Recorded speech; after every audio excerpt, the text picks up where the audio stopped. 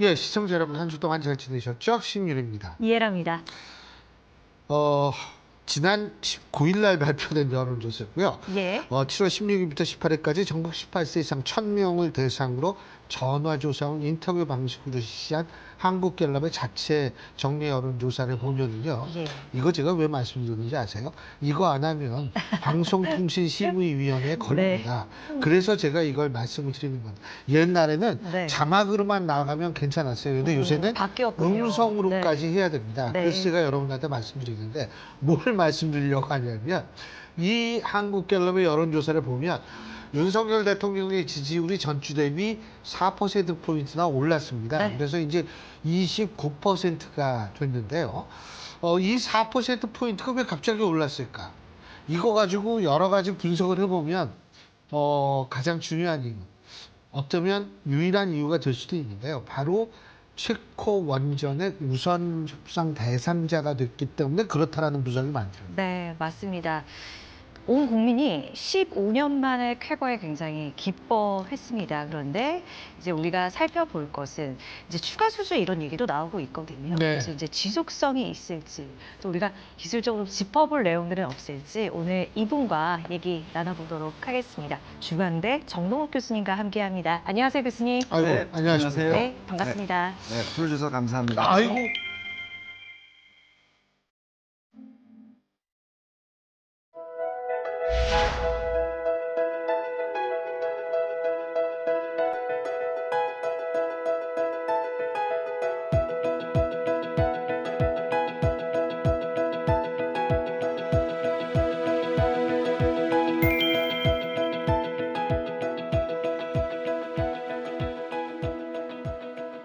그럼 먼저 그 우선 협상 대상자로 되면 우리 수주하는 겁니까? 그게 뭐예요? 거의 뭐 저는 이게 바뀔 이유가 없다고 봅니다. 왜 우선 협상 대상자를 두냐면 말이죠. 예. 처음에 이제 입찰 경쟁을 한 다음에 네. 이제 거기에는 이제 전반적인 이 건설의 총 예산 같은 게 좀 잡혀요. 근데 이제 거기에는 여러 가지 패키지가 있어요. 그걸 갖다가 아주 상세하게 논의를 하면서 이제 계약가를 확정하게 되는데 왜 그러냐면 말이죠. 그 앵커님도 뭐 아시다시피 자동차 살 적에 베이직 모델이 있고 거기에 이제 무슨 뭐 그렇죠. 스포티 모델, 네. 프리미엄 모델 그런 패키지가 붙지 않습니까? 원전 똑같습니다. 그 수십 조짜리 제품이 단일가겠어요? 거기에 어떤 패키지를 넣느냐에 달려 있어요. 예를 들게 되면은 10년치 예비품을 갖다 포함해서 이번에 할 것이냐, 아니면 어떤 데는 펌프가 2대 필요한데 한 3대 정도를 더 넣을 것이냐. 심지어는 뭐 이게 운전원이 운전하는 컨트롤룸 같은 데서 에어컨을 갖다가 어떤 성능 규모로 어떻게 할 것이냐 이런 걸 디테일하게 정하게 돼요. 그래서 거기에 따라서 계약 단가가 변합니다. 거기에 유지보수 그런 것도 들어가요? 유지보수도 물론 같이? 들어가죠. 일정 부분의 유지보수도 들어가고요. 근데 60년짜리 갖다 한꺼번에 지금 계약하지는 않을 것입니다. 근데 일정 부분에 그런 거 좀 들어가지요. 그런 것도 얼마큼 뭐 보증을 할 것이냐 이런 것도. 그런데 계약 금액이 크게 달라지는 않습니다. 그래서 우리가 자동차 살 적에도 뭐 3천만 원짜리 다르면 옵션을 붙이는 거에 따라 가지고 뭐 한 10% 정도 차이 나고 왔다 갔다는 하지만 그렇죠. 그것이 뭐 3천만 원짜리가 1,500만 원 되든가 5천만 원 되지는 않지 않습니까? 마찬가지입니다.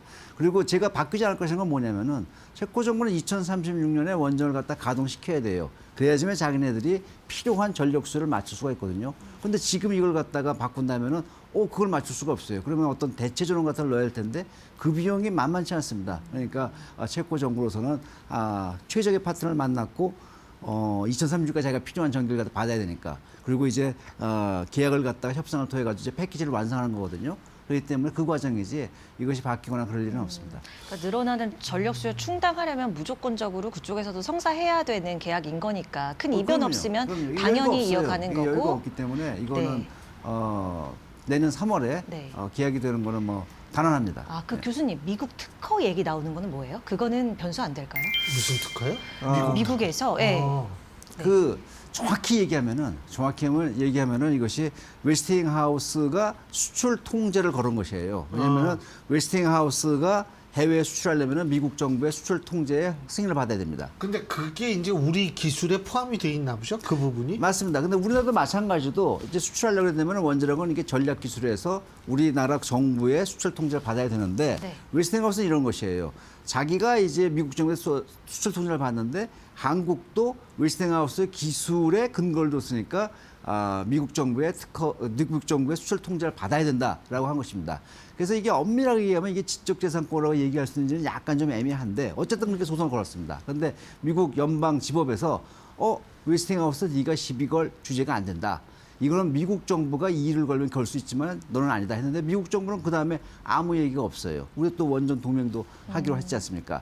그래서 저는 이것이 뭐 체코 이번 원전 수주에 발목을 잡을 거라고 생각하지 않고요. 더 한마디 말씀을 드리면은 이번 체코 수주가 체코 역사상 가장 큰 프로젝트라고 합니다. 이거 체코 정부가 그냥 했겠어요? 무려 200명이 넘는 전문가를 동원해가지고 입찰 서류를 갖다가 무지하게 꼼꼼하게 분석하고 2,700개에 되는 질문을 갖다 던졌다 하더라고요. 그런데 웨스팅하우스가 초창기부터 이 자기네들이 여기에 기술의 권리를 갖고 있다고 얘기를 했거든요. 그걸 체코 정부가 몰랐을까요? 철저하게 분석해서 불구하고 이것이 이 사업에 결정적으로 방해 요소는 아닐 것이다라는 자기 나름대로 판단이 있었기 때문에 한 것입니다. 그래서 저는 이것은 뭐 문제될 건 아니고요. 웨스팅하우스가 우리가 발목을 잡아서 이득 볼 것도 하나도 없어요. 발목 잡아서 EDF한테 갔다고 칩시다. 그럼 EDF가 웨스팅하우스 협력할 건 없습니다. 이 기회에 우리나라하고 협력하는 것이 훨씬 실적이고요. 이 기회에 한미 원전 동맹을 갖다가 더 공고히 하고 한참 끌어올릴 수 있는 좋은 기회라고 저는 봅니다. 근데 우리가 그 돈을 자동차 살 때도 일시불로 현금 막직으로 주는 경우도 있고 아니면 우리가 할부로 이 돈을 내는 경우도 있고 근데 체코 같은 경우에도 결국은 한꺼번에 그 많은 돈을 줄 수는 없겠죠. 그죠? 먼저 많은 분들이 이것이 뭐 한국이 뭐 돈을 대주고 뭐 그다음에 하는 거 아니냐 뭐 이런 얘기를 폴란드의 많이 해요. 방산 수출이 그런 방식이었을 겁니다. 근데 이 사업은요. 예. 100% 체코 정부가 돈을 댑니다. 이게 어떻게 되냐면 말이죠.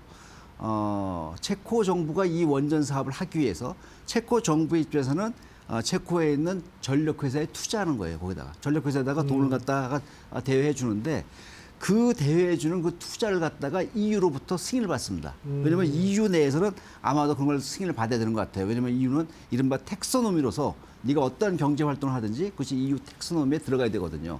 그래서 EU로부터 승인을 받습니다. 그게 4월 말쯤 됩니다. 4월 말쯤 이게 승인을 받아가지고 이거를 체코 정부가 이 전력회사에다가 돈을 갖다가 투자를 하는데 그 돈이 우리나라 돈으로 해가지고 대략 12조 원 됩니다. 정확하게는 77억 4천만 유로를 승인을 받습니다. 그래서 이거는 체코 정부가 100% 돈을 내는 것이고요.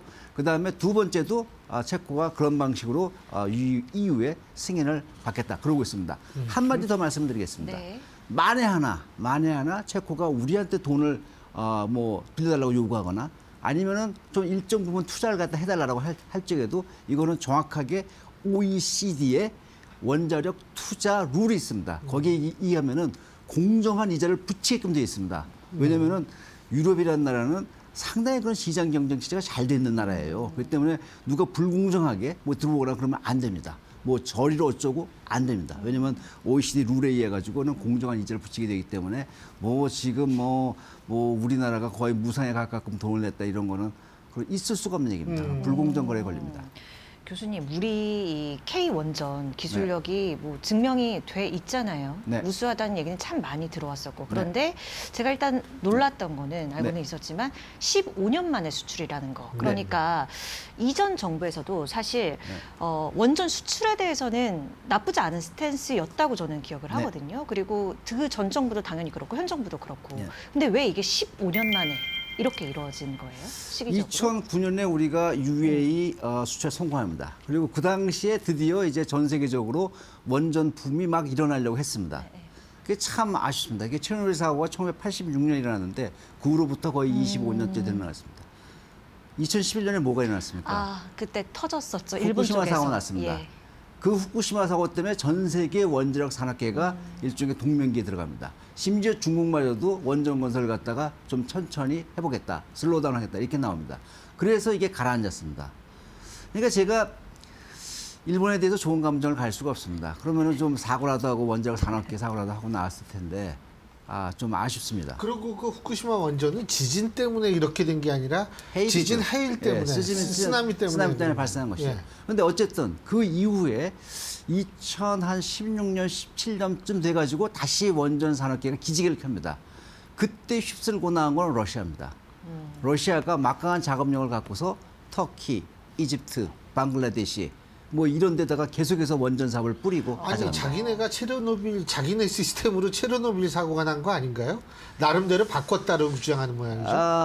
러시아도 강국이죠. 예. 러시아도 강국은 강국이라서 어쨌든 간에 러시아는 푸틴 대통령이 아주 이걸 갖다가 정책적으로 러시아에게 예. 밀어붙여가지고 로사톰에 거의 휩습니다. 그 당시에 2017년도에 우리나라도 뭔가 기회는 있었을 텐데 사실 뭐 탈원전을 하더라도 수출은 갖다가 뭐 지원하겠다 했지만은 뭐 그다지 적극적인 건 없었죠. 제가 기억하기에는 당시에 대통령께서 뭐 카자흐스탄 뭐 이런 데 방문했을 적에도 우리나라에 좀 뭐 원전을 갖다 해달라라고 뭐 이런 의사결이 있었던 걸로 제가 알지만은 그로 후속 조치를 듣지 못했습니다. 그래서 어쨌든 간에 말씀하신 대로 왜 15년 만이다 그런다면은 첫 번째는 후쿠시마 사고 여파가 컸습니다. 두 번째는 우리나라는 아무래도 적극적으로 활동하지 못하고 다른 서방 세계도 적극적으로 활동하지 못할 적에 그때 러시아가 휩쓸었습니다. 근데 이제 와가지고 이제 탄소 중립 때문에 원전이 부각되고 또 에너지 안보 때문에 이 원전의 중요성이 부각되고 그것을 피부로 느끼는 데가 유럽 대륙입니다. 그러니까 제일 첫 번째 이제 체포가 이제 나온 것이죠. 그 문재인 정권 때 제 기억으로 문재인 당시 대통령이 뭐 체코도 한번 가긴 갔어요. 예? 네. 네. 가긴 갔는데 제 기억으로는 근데 어쨌든 이번의 수준은 윤석열 정권 들어와서 이 정권이 추진한 거다 이 말씀이시죠 이게 그죠? 그렇죠. 본격적으로 네. 추진된 거는 이게 원전 계획은 오래 전부터 세우긴 세우는데 아시지 않습니까? 이제 결승전에 다가갈수록 전력 질주하고 여러 가지 많은 활동이 일어나고 하는 거 아니겠습니까? 그러니까 지난 한 2년간의 활동이 굉장히 중요했죠. 굉장히 중요했습니다. 우리나라가 원전 한 몇 위 정도로 볼 수 있는 겁니까? 그러니까 아까 러시아도 말씀하셨고, 그러니까 기술력 가진 나라 우리나라, 뭐 미국, 프랑스, 러시아, 중국, 일본 요 정도라고 알고 있는데 맞나요? 전 세계에 지금 네. 현재 원전을 수출할 수 있는 나라는 5나라밖에 안 됩니다. 네. 우리나라, 미국, 프랑스, 중국, 러시아입니다. 과거에 캐나다도 뭐 수출한 경험이 있긴 있습니다. 네. 있지만은 캔두 리액터를 갖다 더 이상 뭐 선호하는 나라는 없는 것 같아요. 그러니까 실질적으로 5나라인데 중국과 러시아는 약간 좀 배제되는 분위기죠. 그리고 중국은 지금 자기 나라 자국의 원전 짓기도 바빠요. 근데 자기 나라 원전 다 짓고 나오면은 그다음부터는 세계 시장에 좀 더 본격적으로 나올 겁니다. 왜냐하면 막강한 인프라를 구축했기 때문에 그때에 대비해서 우리도 어떻게든 간에 초격차 기술을 갖다가 계속 유지 관리해야 됩니다.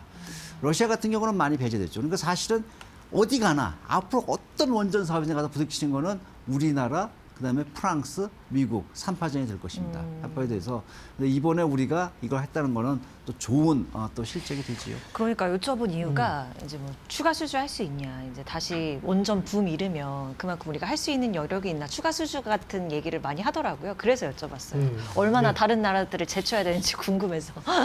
추가 애국자예요.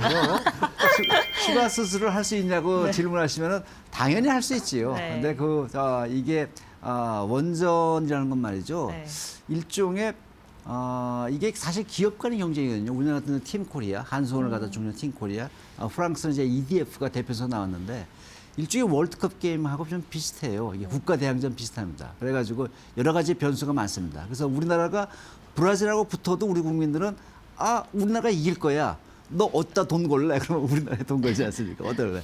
마찬가지입니다. 상대방이 누구든 간에 우리나라는 어쨌든 간에 이걸 해낸다. 라기 때문에 항상 저는 우리나라가 이긴다. 수주한다는 데 배팅을 하고요. 그다음에 찬스는 굉장히 많습니다.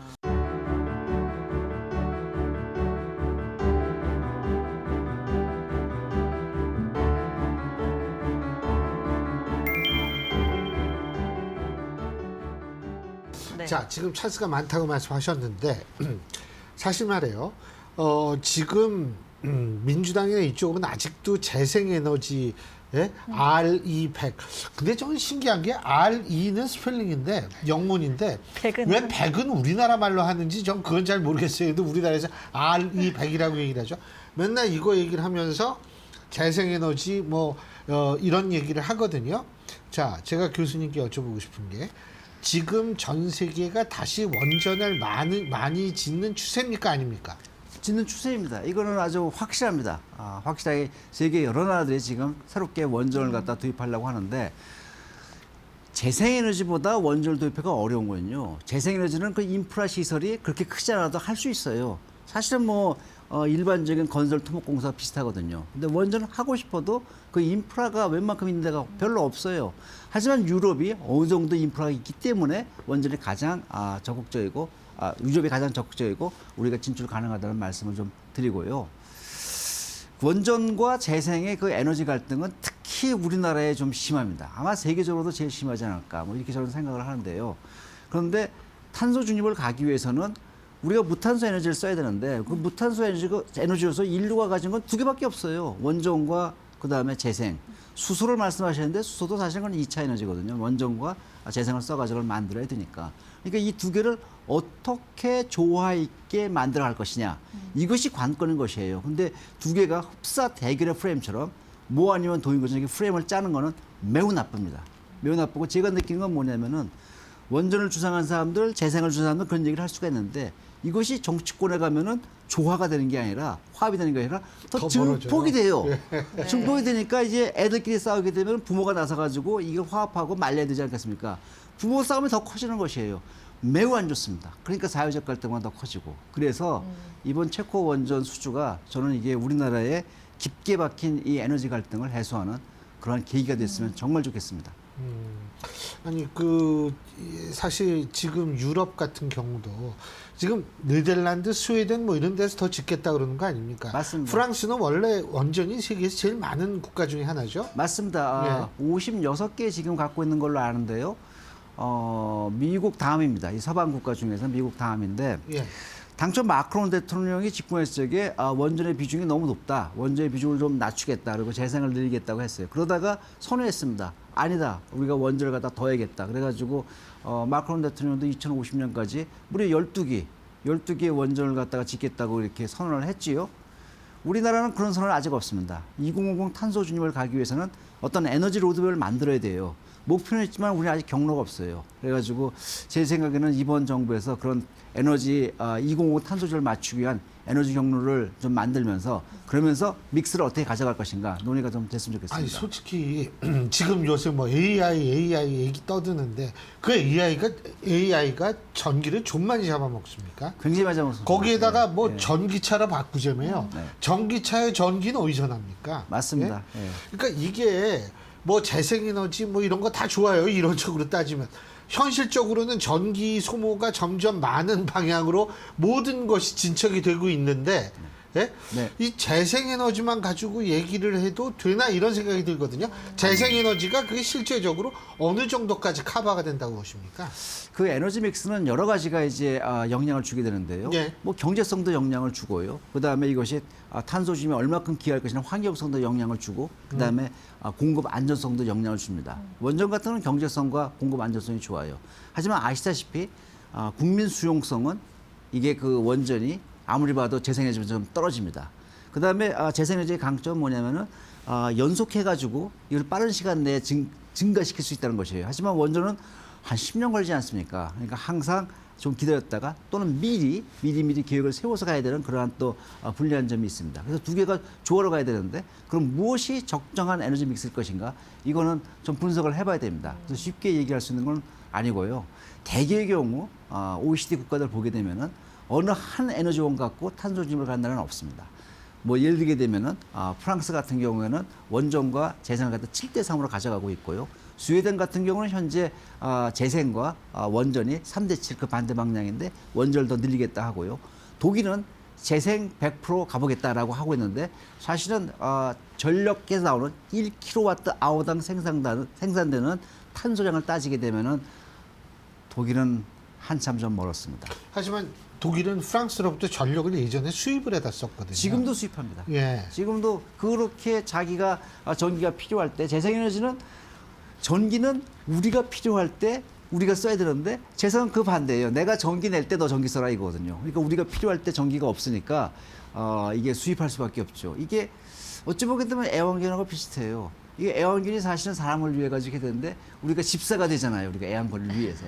그거 좀 비슷합니다. 근데 그건 재생의 특징이라서 어쩔 수 없습니다. 그리고 그 재생에서 제가 궁금한 게 하나 있는 게 우리나라는 중국 덕분에 아주 그 호흡하기가 아주 좋잖아요. 이 봄, 여름 황사 맨날 와가지고요. 그런데 사실은 예를 들면 태양 전지를 이렇게 쫙 태양열 판을 깔았을 때 이 황사가 오면 이게 떨어지지 않아요? 출력이 아무래도 아, 그렇죠. 발전량이? 당연히 뭐 이제 뭐 그러니까 사막에다가 태양 전지판을 깔면 네. 효율적이지 않느냐라는 말씀 많이 합니다. 물론 좋습니다. 왜 태양이 좋기 때문에. 근데 이제 사막에 이제 모래바람이 불면은 모래가 확 덮으니까 닦아내야 됩니다. 그런 게 쉽지 않습니다. 그래서 우리가 새만금에 하는 것도 거기다 항상 오염물질 있게 되는 거 닦아내야 됩니다.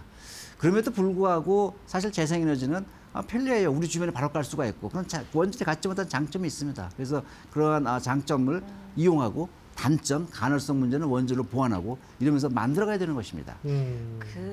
계속 이제 전 세계적으로 어쨌든 원전 다시 한번 들여다보는 분위기면 아까 우리가 아리백 얘기를 했지만 그러니까 결국에는 이렇게 뭔가 전 세계적으로 글로벌적으로 통용되는 어떤 표준화된 그런 기준 같은 것들이 좀 있어야 왜냐하면 그래야 기업들도 그거에 이제 준용해서 따르고 하는 거니까요. 그런데 정부 쪽에서 이거 무탄소 에너지 관련해서 그런 내용을 내놨던 걸로 알고 있는데 그게 아직 뭐 표준화에 있어서 더 적극적으로 노력을 해야 된다? 뭐 어떤 입장이세요? 카본 프리 에너지라는 이제 네. 정책을 내놨는데요. 첫째 아리백은 내가 필요로 한 전기, 에너지는 100% 재생에너지만을 쓰겠다라는 것입니다. 근데 아리백의 취지는 좋아요. 그러므로 해가지고 이제 재생에너지를 갖다가 더 보급을 활성화할 수 있으니까. 근데 단점은 뭐냐면은 아리백 갖고 그러면은 정말로 탄소 중립을 갈 수 있냐 그러면 그건 다른 문제입니다. 왜냐면은 낮에는 우리가 태양광 전기를 쓸 수 있지만 밤에는 어쩔 수 없이 이제 뭐 화력 발전이라든가 탄소 에너지를 쓰게 되거든요. 네. 그래서 실질적으로 탄소 중립을 가려면은 CFE 그래서 카본 프리 에너지로 가는데 이것이 표준화가 안 돼 있다 뭐 이런 말씀을 하시는데 저는 걱정하지 않습니다. 저절로 됩니다. 왜냐하면 탄소 무역 장벽이 점점 높아지고 있습니다. 대표적으로 유럽이 CBAM이라 해가지고 탄소 국경 조정세를 들고 나왔습니다. 그럼 그런 걸로 인해 가지고 자연스럽게 카본 프리 에너지 이쪽으로 가기 때문에 그거는 시간이 좀 걸릴 따름이지 자연스럽게 글로 갈 것으로 봅니다. 네. 우리나라 SMR도 잘하고 있나요? SMR 잘하고 있지요. 이제 SMR 시장이 또 열립니다. 소형 모듈 원전인데요. SMR 시장이 또 열립니다.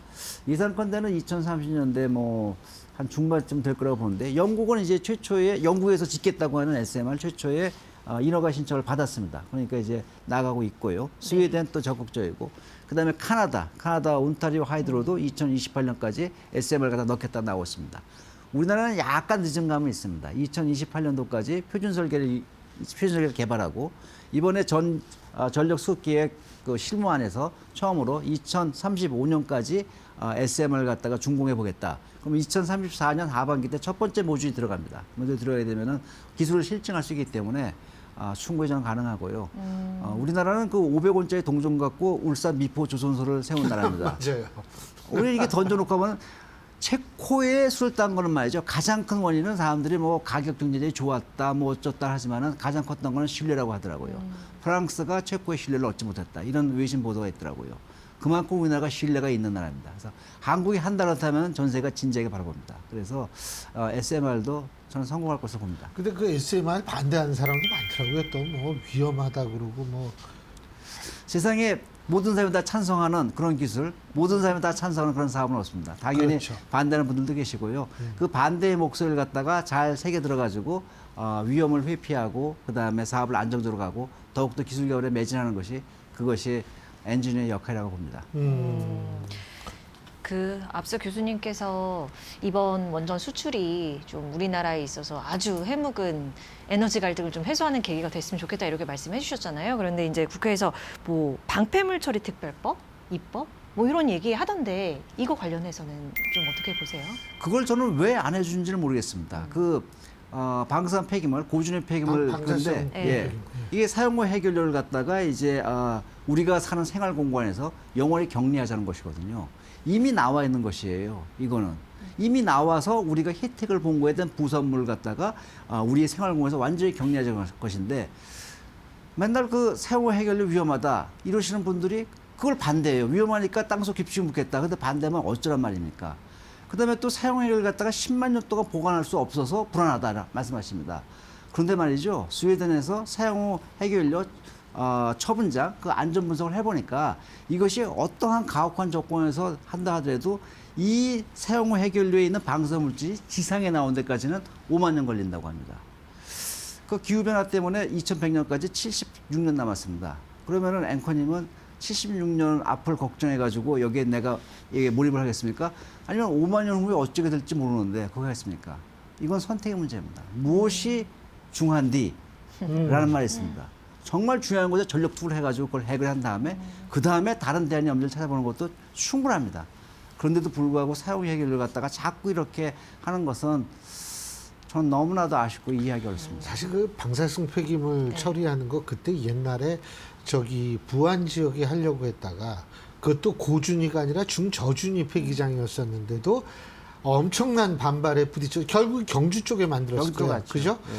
근데 지금 경주는 아무런 적이 없는데 어쨌든 지금 아마 정치권은 뭐냐면 어디에 뭐 땅 파고서 묻겠다 그러면 이제 그 지역이 난리가 날 것 같아가지고 눈치 보느라고 그러는 것 같아요.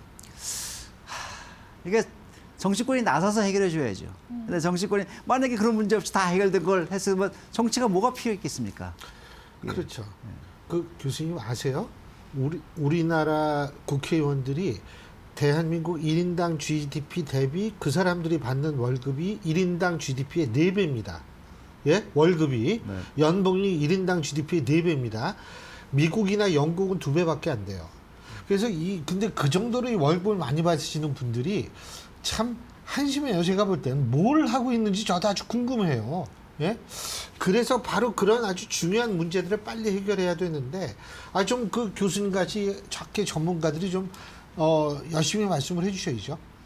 열심히 말을 했지만 저 사실은 좌절감을 많이 느낍니다. 뭐 신문에 기고도 하고 이렇게 또 방송에서 초대해 주시면 감사하게 나와서 말씀을 드리는데 잘 안 가더라고요. 그때마다 느끼는 좌절감은 작지 않습니다. 사실은 이걸 내가 왜 이렇게 해야 되는가, 이렇게 말해서 무슨 소용이 있겠는가. 그래도 조금씩 한 발씩 가고 있으니까 무척 다행이라 생각하고요. 이번에 체코 수주에 대해서는 제가 그걸 바라보면서 좀 울컥했습니다. 그래도 또 하나 뭔가를 보여줬구나. 그래서 너무 감사하다 이렇게 생각하고 있습니다. 알겠습니다. 근데 뭐 너무 좌절하시지 마세요. 저를 생각하시면 굉장히 마음이 푸근하고 편해지실 거예요. 감사합니다. 저는 이제 좌절의 이걸 지나서 분노의 경지까지 갔기 때문에요. 예. 근데 어쨌든 잘된 일이고 우리가 사는 현실에 충실할 필요는 전 있다고 봅니다. 이상 중요하죠. 하지만 이상과 현실의 괴리가 있을 때 무엇을 택해야 되는가, 합리적 선택은 무엇인가를 한번 생각해 보게 된 그런 시간이었던 것 같습니다. 네. 맞습니다. 오늘 말씀 감사합니다, 잘 교수님. 들었습니다. 네. 감사합니다. 예, 우리가 살 때 제가 항상 얘기하는 게 있어요. 나이 들수록 뭐가 중요한지 아세요? 똑똑함으로 세상 사는 거 아닙니다. 현명함으로 우리가 세상을 살아야 하는데요. 지금 우리가 사는 세상, 과연 어떠한 것이 현명한 것인지 한번 곰곰이 생각해 볼 필요가 있지 않나, 그런 생각이 드는 그런 시간이었습니다. 네. 저희는 다음 시간에 인사드릴게요. 함께해 주신 여러분 고맙습니다. 예, 고맙습니다.